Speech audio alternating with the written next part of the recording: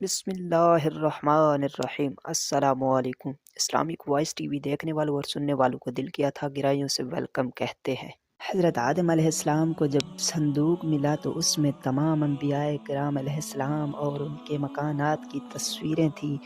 سید الانبیاء حضرت محمد مصطفیٰ صلی اللہ علیہ وآلہ وسلم اور آپ کے مقدس مکان کی تصویر ایک سرخ یاقوت یعنی لال قیمتی پتھر میں تھی۔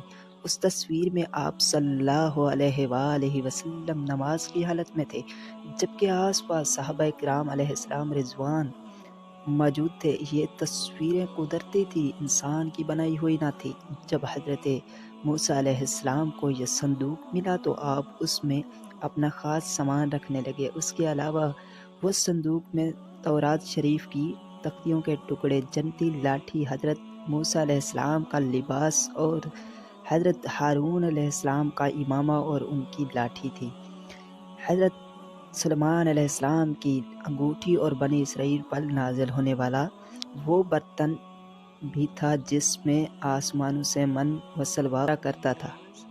حضرت موسیٰ علیہ السلام جنگ میں اسے صندوق کو آگے رکھتے تھے، اس سے بنی اسرائیل کو سکون نصیب ہوتا تھا۔ بنی اسرائیل کو جب کوئی مشکل پیش آتی تو وہ اس صندوق کو سامنے رکھ کر دعا کرتے، دشمنوں کے مقابلے میں اس کی برکت سے فتح پاتے تھے۔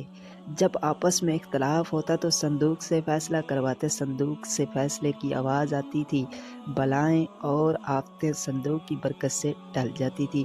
اسرائیل تابوت سکینہ کو اپنے قبلے کے طور پر بھی استعمال کرتے تھے۔ تاریخ کی کتابوں کے مطابق حضرت داؤد علیہ السلام نے تابوت سکینہ کے تحفظ کے لیے ایک محفوظ عمارت تعمیر کرنے کا فیصلہ کیا۔ یہ عمارت حضرت سلیمان علیہ السلام کے دور میں مکمل ہوئی اور اسے ہیکل سلیمانی نام دیا گیا۔